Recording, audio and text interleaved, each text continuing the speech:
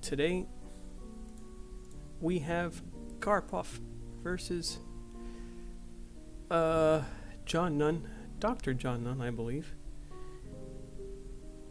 Super strong British player. Doesn't play much anymore, but back in the day he was one of the world's best. And this is 1985.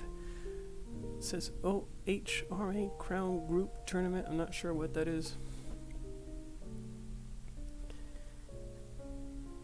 And let's jump right into it. Karpov versus Nunn, 1985. Karpov with the white pieces. Opens up with e4. Per usual, we're not going to go too much in depth into the opening lines because this is old theory. I'm guessing that a lot of it is not relevant anymore, although most of it probably just build off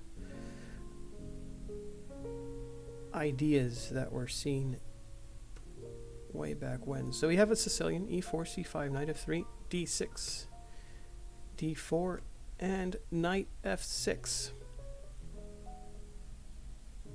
Karpov goes with knight c3, and this just transposes into a normal Sicilian Najdorf variation. Karpov goes with bishop e2. We know that there's a million options that can be played in this position. Najdorf being super theoretical. Mr. Nunn goes with e5, knight b3, bishop e7, developing. We are going to, how was the arrows again? Let me see if this is like this. Yeah, there we go. He's planning on castling. Castles, bishop e3, bishop e6. This is pretty normal development, everything just going towards the center of the board, trying to find the most active squares for these pieces. Queen d2. We have our first comment here. I almost did a disaster here. All right, we have first comment here. This was Karpov's ultimate system against the Najdorf. As we know in earlier phases of his career, what we know now, he used the plans based on f2, f4. First with an early f4, f5, and then without it. We cannot know why his views changed, as around this year he switched to 1 d4. So interesting. Maestro, saludo. Saludo, ¿qué tal?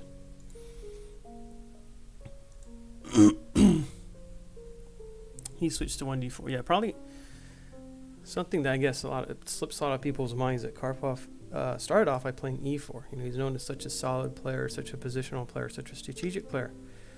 But his e4 was serious stuff. Something that you did not want to face. Of course, his d4 wasn't too bad either. All right, so Mr. Nunn continues with knight b d7.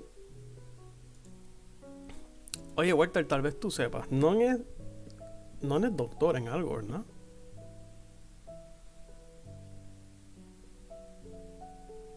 En astronomía o una cosa de esa.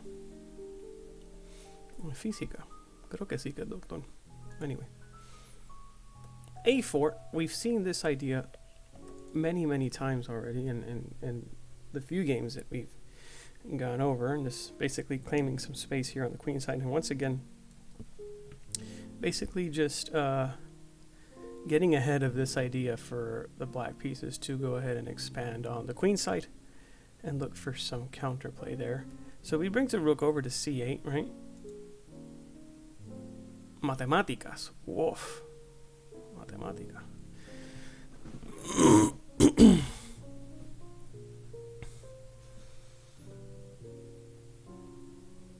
Yo pensaba que era algo de... Sí, fíjate, creo que tienes razón. Creo que es matemática. Alright, rook c8. Bringing the rook over to the semi-open c file. Pretty typical stuff. In these sorts of Sicilians, you're always going to see that black brings his rook over to the c file.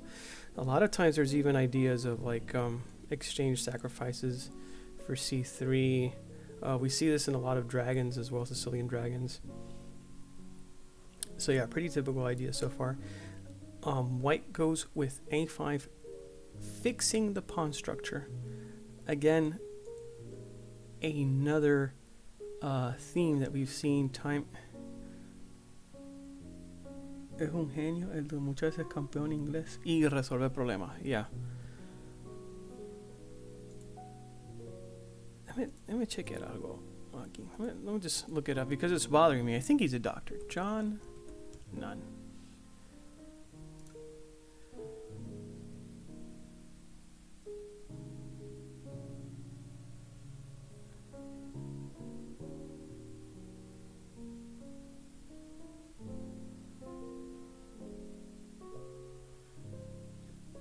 John Nunn is an English chess grandmaster, 3-time world champion in chess problem solving, a chess writer and publisher, and a mathematician.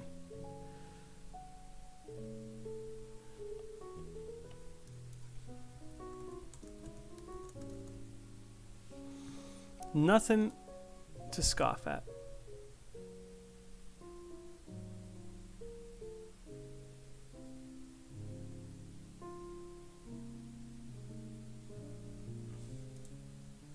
Nothing to scoff at. Su mejor partida versus Bergaski. Pues tal vez la podamos ver.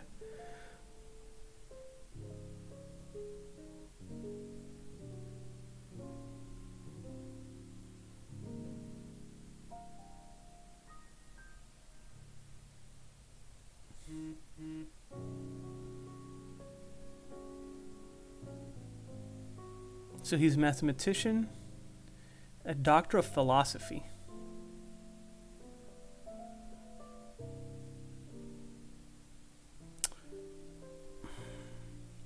Smart dude. Smart dude. All right. So let's continue with our scheduled programming here. A5. Queen C7. Rook FD1 is kind of indicating that we're not going to go ahead with our F2, F4 plans, at least not for the time being, but that we are keeping an eye on two important squares here, D5 and a potential weakness on D6 as a backwards pawn. You know, white likes to put pressure on it, but in these Sicilian openings, it's very, very difficult for that pawn to actually drop.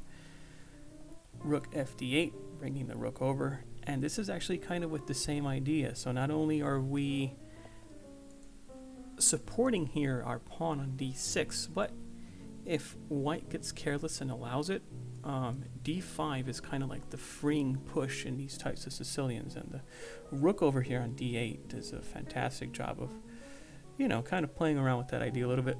Saludos. Han llegado hoy toda la gente importante. No te has perdido mucho. We're only on Move, chessgames.com. Oh, la chequé ahorita. Thank you, sir. All right. Queen E1.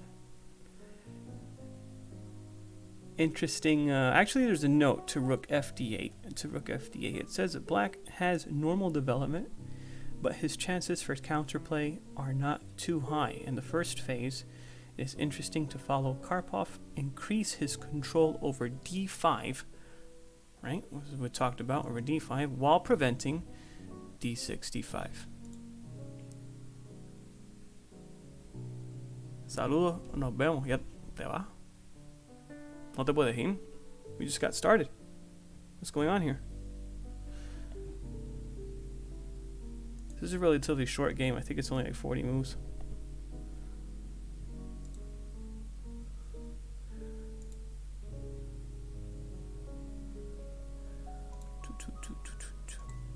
All right, and then so Queen E1 says one of Karpov's trademark mysterious retreats. The queen evacuates from the relatively dangerous file. Another option says here that F3 instead of Queen E1 would have allowed D5. E takes D5 and Bishop takes D5.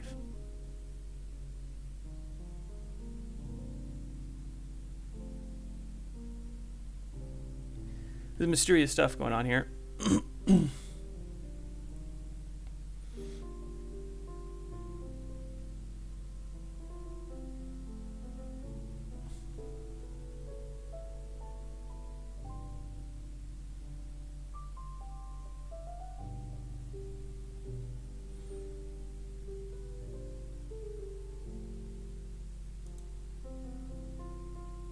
Ah, okay. No relajas conmigo. I'm trying to see here what happens if knight takes d5.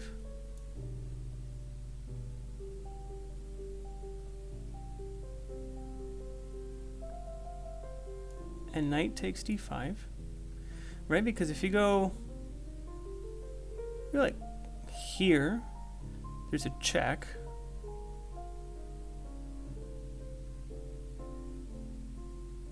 So is it maybe something like...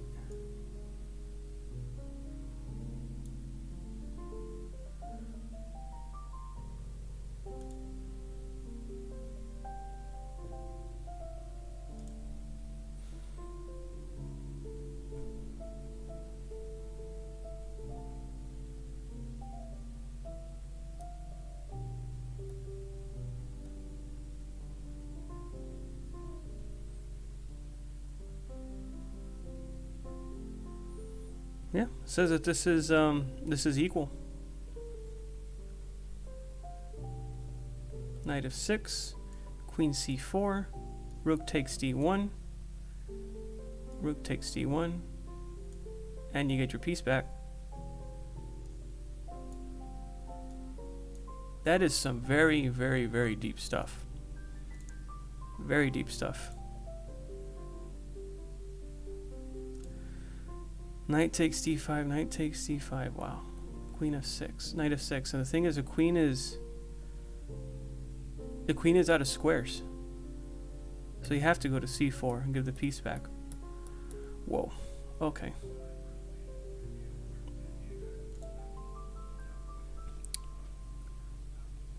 Some serious stuff.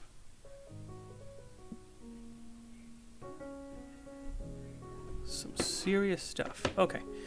So yeah, f3 allows d5. Very interesting tactical shot there.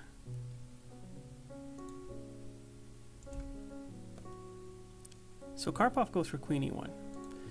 Anyone doesn't want to allow any of this stuff. Right now, d5, you don't have any of those motives on the queen. So d5 isn't quite possible. And so Karpov opts for c6, further assisting, right? The advance in the center with d5. Here there are some recommendations made by other grandmasters. Mr. Zaitsev, for instance, recommends knight c5 as an interesting move, with a possible continuation going knight d2, d5, pawn takes, and bishop takes. Good move. Equalizing. In fact, things are not that simple, though. I mean, this is the line that Zaitsev gave. But knight takes d5, knight takes d5, knight c4, knight takes e3, and knight takes e3. And white is slightly better because he's going into d5 over here. So black has rid himself of the backward pawn, but the weakness on d5 stays. White can invade it with either the knight or the bishop, followed by the advance of the pawns. Interesting stuff. Interesting stuff. Another option here worth going over is in this knight c5 line is after knight d2, d5. Why bishop takes d5, right? Why can't we go knight takes d5? It says it helps white to set his queenside majority in motion after knight takes d5. Bishop takes d5, and now we're winning a tempi here with c4. Okay, so c4, bishop e6, and b4, knight d7, and c5. And white has gotten a lot of space here on the queen side and in the center of the board. So maybe knight c5 instead of queen c6, not the best recommendation, but here it's what's going on here?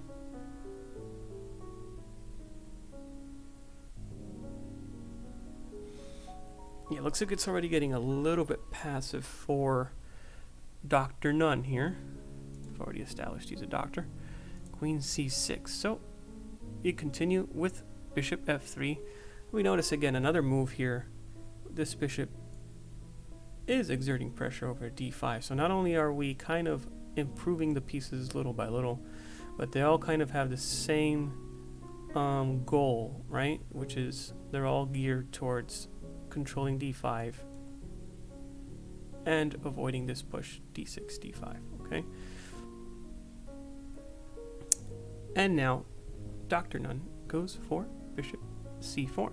It says, for the time being, white's control over d5 is not too effective. True that black cannot break yet with d6, d5, but white can also not invade it, which is ideally what we would like here. Not only do we want to control the d5 square, but eventually we would like to place a piece on there, preferably a knight.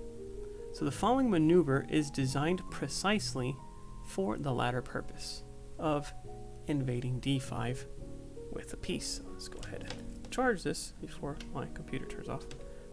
All right.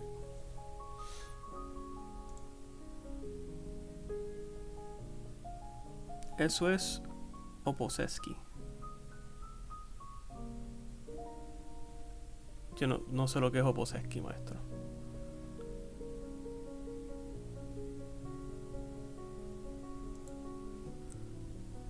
Okay. So now Karpov is going to come up with some strange maneuver here to go to d5, okay? And kind of, yeah. All right, so this knight's doing a good job. This bishop is doing a good job. This rook is doing a good job. Of course, the bishop on e3 is never going to be able to exert any sort of... Oh, sweet smokes. Marco, tu papá is now falling. Gracias. Gracias, Marco, ¿cuántas cuentas tú tienes?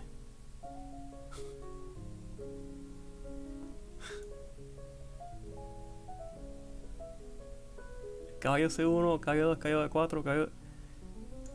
3 chocolatitos para usted, maestro. 3 chocolatitos para usted. Knight C1. Very good move. This is some deep stuff. Why knight C1? What is the knight doing on C1? Is the knight lost? No. It's coming to A2, to B4, to D5.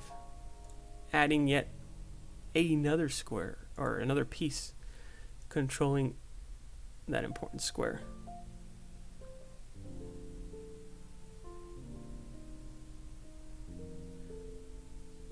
Okay.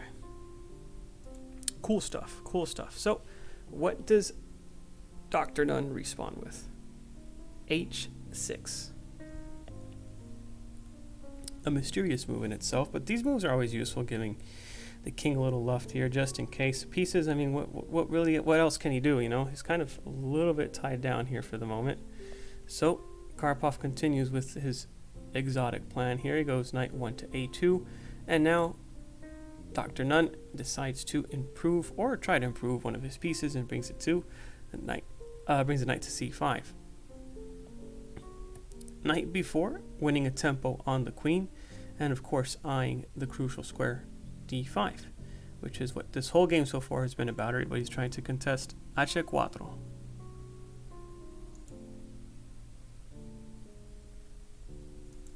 H4.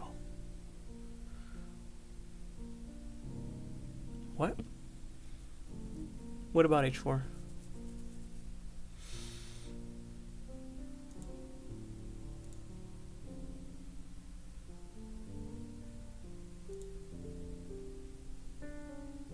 Cuando no sabes qué hacer, juega H4. No, chico, no. Vamos, que estamos viendo Karpov. Karpov siempre sabe lo que hay que hacer. Esto... no sabes qué. Vamos a respetarnos un poco. Venga, vamos.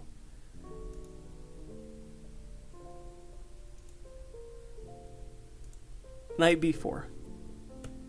Queen e8. And after completing the first phase of his regrouping, Karpov switches to another favorite method, the gradual improvement of the position on the opposite wing. Now this move is very deep. Pensé que era interesante.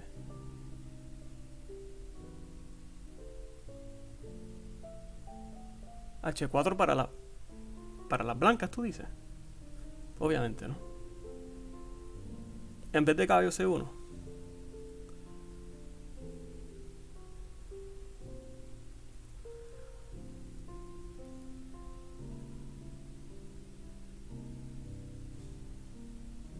Es que G5 realmente no es... No creo que es amenaza en ningún momento, ¿no? H6 no creo que es para jugar G5. So, H4 realmente no... No haría falta, no creo. Yeah. It's not necessary to... You're winning on the other side of the board here. Just we're gonna continue with our plan, and G5 really is not gonna do anything except for weaken the king. Interestingly enough, though, so we have Karpov has completed his plan on the queen's side. H6 jugada de espera, así y darle una escapadita al rey por si acaso, ¿no? Pues las piezas pues están todas donde quieren estar. Está súper sólido, so ahora esperar a ver la maniobra esta del caballo, a ver si realmente logra algo. Alright. So we've completed our plan here on the queen's side. And now Karpov switches to a very deep idea, which is I've kind of achieved what I wanted. Now let's go to the other side of the board and improve things there just a little bit. And he goes and he plays a very strong move here, which is G3. And we're going to see why in just a bit that move is so interesting. It says here, this is more than just a matter of taste. Premature invasion on D5 would offer black certain chances to fight back. So let's say, for instance, instead of G3, which is for the time being kind of a mysterious move, he decides to go for B3. And here, of course, kind of forced would be to play bishop e6, right? We don't want to go b5 because we don't want to take the bishop off of this diagonal here because we want to control d5. So bishop e6, knight b to d5, and in that case we have knight takes. Bishop takes is an interesting move. Rook takes, remember we want to keep a piece on d5 at all times. Knight e6. C3 controlling the very important d4 square here, right? And kind of avoiding any very scary knight jumps over here. And now black has a interesting maneuver with knight to g5, and we can feel that white's kingside position is not the best. It's a little bit shaky, so you can't really retreat the bishop, right? Because then e4 would be hanging. And if you leave the bishop there, well, he's probably just going to take, and you're going to end up with a shattered pawn structure on the king side, which you don't want that. So how really, this is not easy to play. You'd probably have to end up going something like bishop takes g5 or something like that. You can't really defend the bishop with the queen, say here or here, because then you would be hanging this guy here on c3. So all of a sudden, you jump into d5, you come up with this amazing maneuver, knight c1, knight a2, knight b4. You go to d5, and it's probably not the best move. So Karpov goes, I'm going to wait until absolutely everything favors my jump into d5. In the meanwhile, I'll go with g3. Really understanding here what is going on. So rook c7. And since, remember in that line, right? Rook c7. In this position that we just looked at it. The problem with this line is that after knight g5, the bishop has really nowhere to go, right? And we're probably going to have to go bishop takes g5, and we're going to end up with opposite color bishops. We don't want to give up the bishop pair, obviously, right? Especially in a position that's this dynamic and it seems a very open nature. So what does Karpov do? Now we understand g3 a little bit better. He's giving a retreat square for his bishop, is what he's doing. So this guy's going to come back over here.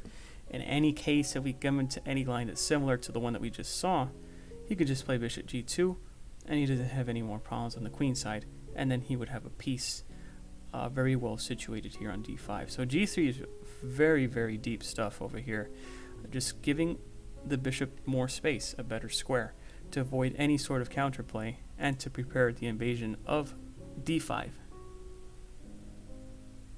El que no tenía talento según ¿Quién fue el que dijo que era? Wasn't it?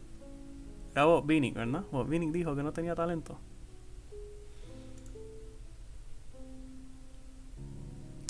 Pues maestro, ¿qué se puede hacer? ¿Qué se puede hacer?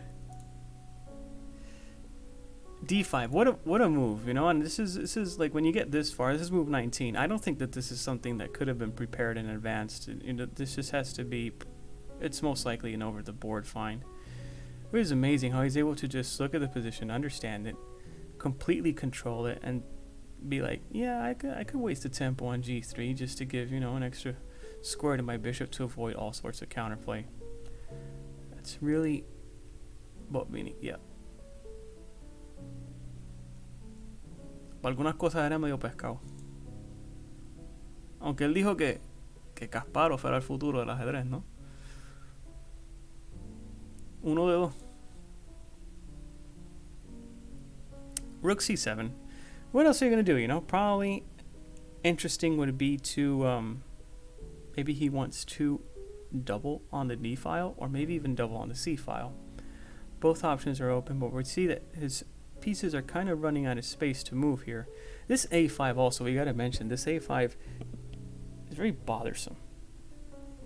You know, without b5 and any sort of way of like seeking counterplay on the queen side, it becomes a very casi la pega. It becomes a very bothersome, a very restricted position to play. Sí, mejor dejarlo jugando y que se olvide de reclutar. Alright, bishop g2. As can be seen in other of Karpov's games, this is not the only time when he secures his bishop this way against Nunn. Wow, Nunn must have been so tired of it. It goes rook d to c8, b3, bishop e6, and now, finally, everything is ready for the occupation of the d5 square, and we go knight c to d5.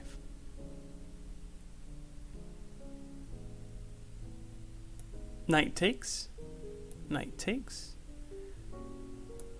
and bishop takes d5. There is another option here. So instead of, if you say, well, I don't want to give up my bishop pair, I want to keep my bishops, and I want to play rook to c6.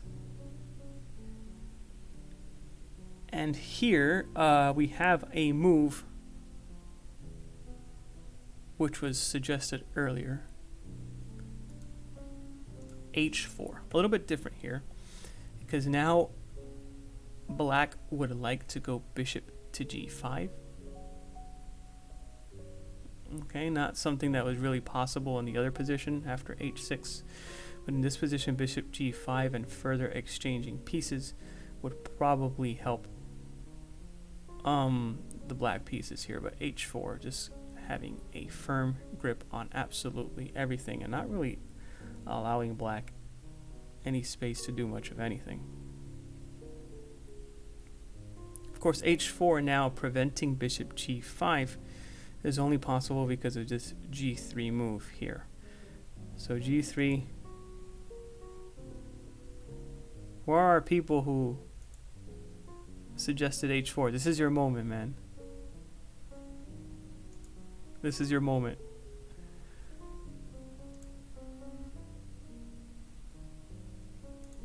Alright, knight takes, bishop takes d5, rook takes d5, and white is already clearly better. He's able to occupy d5 with a piece, and he's got more space. He's got the bishop pair. He's got better pieces. He's got a better pawn structure. This is going to be a headache of a position to play for Dr. Nunn. It says after rook takes d5, white has maintained the piece control over d5, and the next phase can be considered purely technical. Not quite sure what that means, but all right. Rook c6, rook a1. Of course, we bring the other rook to the semi-open d file, and we put more pressure on our buddy guy over here, the pawn on d6. So it's really starting to feel the pressure. and really being made to feel uncomfortable here. So knight e6. And interestingly enough, we have enough control of this d4 square now. So another line, we saw that white opted for c3, right? To take control of, I can't get my arrows right, to get control of c3. In this case, it's really not necessary because we got 1, 2, and 3 pieces eyeballing d4. So Karpov just goes and he claims more space with c4. Of course, not to mention that c2 is being attacked, right? There's a minor detail. c2 is being attacked. The best way of defending it is just advancing it. And here, Dr. Nunn goes for bishop g5. See another interesting idea of knight e6, not only setting up the threat against c2 and possibly flirting with the idea of putting a knight on d4, but preparing the exchange with bishop g5. Okay, so it says that at this point, though, this is a desperate attempt to get some positional relief at the cost of a pawn. So obviously after bishop g5, white can just take on d5 and then take on d6. Now Karpov,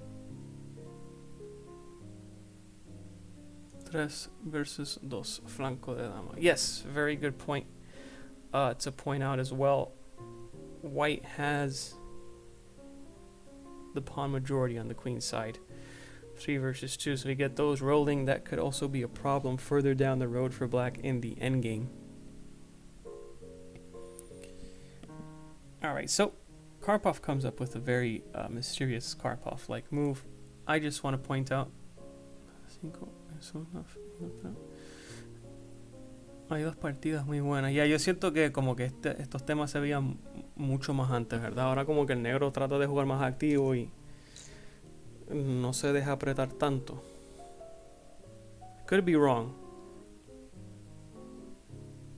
No soy experto en estas líneas, pero no sé si las viste. No las he visto.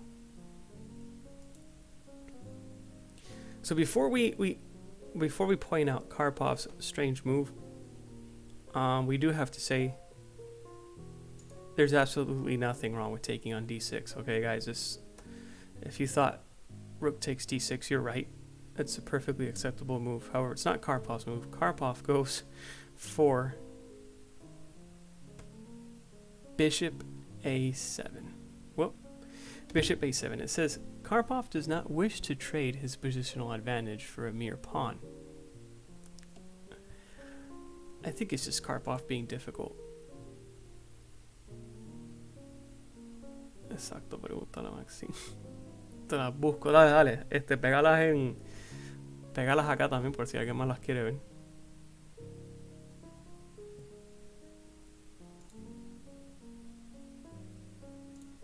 Bishop a7. He's like, nope, my bishop is better than yours. I'm keeping my bishop and I'm still going to take your pawn on d6 eventually. Listen, that's Karpov. There's absolutely nothing wrong with taking on d6, guys. Don't feel disheartened. Rook a8, bishop b6, just playing around with him, typical Karpov style. Bishop d8, and bishop b3.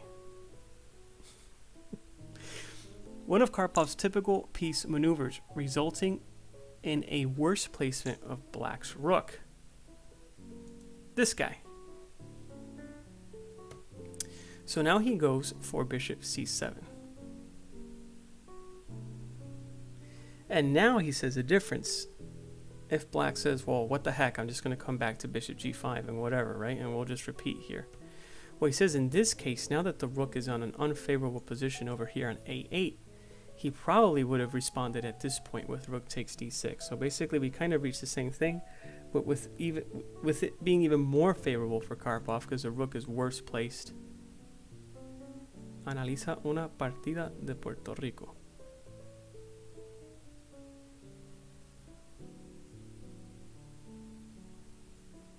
No tengo ninguna.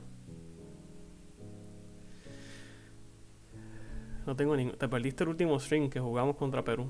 y miré un par de partidas de Bullet ahí. Pero no tengo ninguna de Puerto Rico, de las clásicas.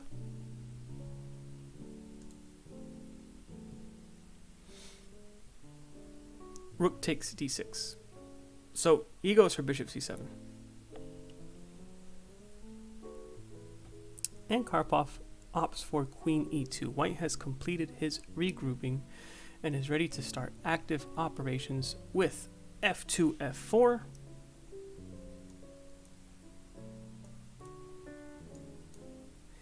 And or b3, b4. A complementary plan could be h2, h4, followed by bishop h3, and maybe queen g4. So yeah, he's got a lot of plans here at his disposal. Gané una, perdí la primera, gané la segunda. It was a bullet. It was 2 minutes plus 1 second. Whatever. I mean, if I lost the first game like an idiot, I blundered a knight, and then I blundered a rook. But the second one, I won it kind of easily. Queen e2, b6. Another attempt at counterplay, implying another pawn sacrifice, which will only play into White's hands. So we have a couple of lines here.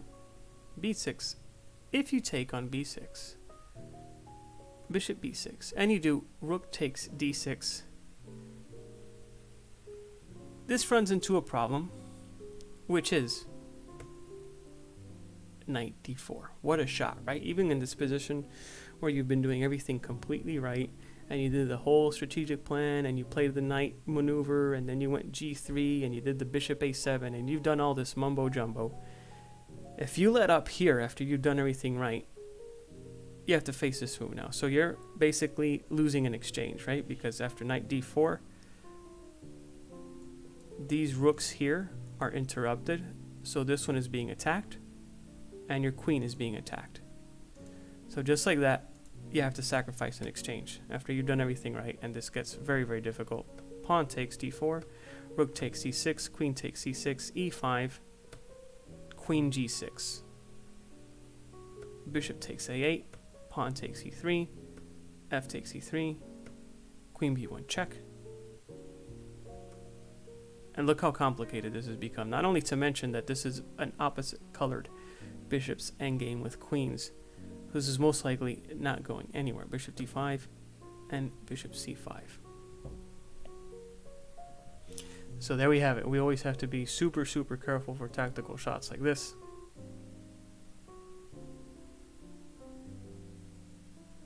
So instead of rook takes d6, you say, well, what happens if I go bishop takes b6 first, and I avoid that whole mess?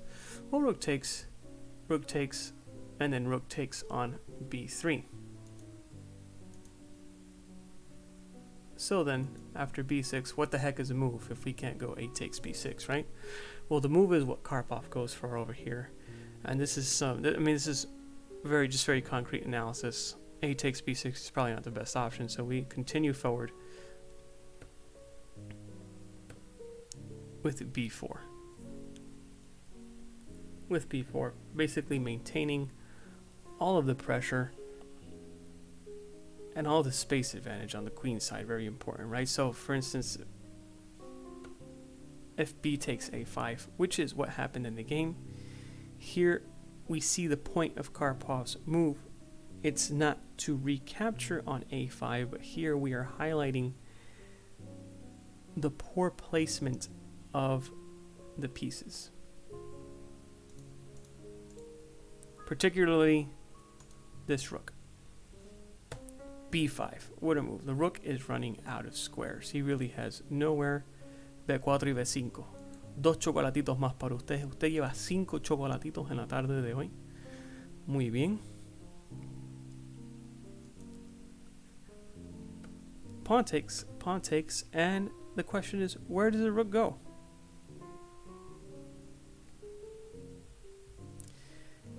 So if you are thinking about rook c3, this runs into another problem, b6, and this pawn is just so strong now.